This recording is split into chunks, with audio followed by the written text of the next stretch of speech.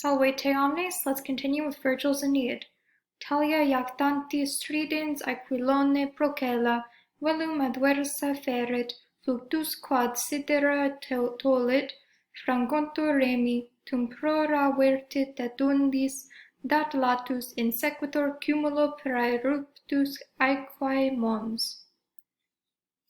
With him tossing about such great words, a shrieking gale from the north struck against the sail, and it raised waves towards the stars.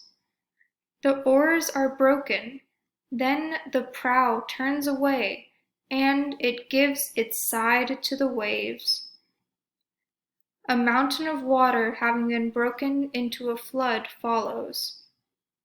This is just a continuation of the description of the storm caused by Aeolus, and the storm is just ravaging over Aeneas' ships, and it's ruining his voyage into Italy.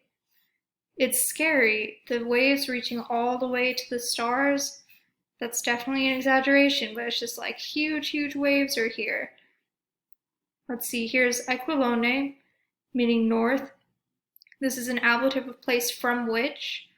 A huge gale or a shrieking gale from the north. Ferit, this comes from ferio, not fere. Jactanti refers to Aeneas.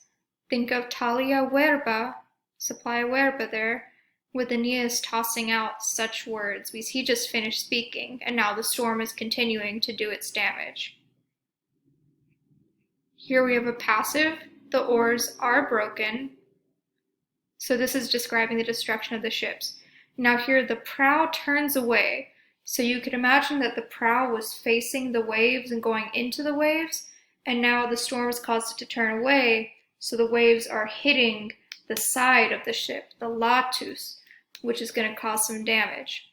Quite a bit of damage and destruction, and sailors flying about everywhere.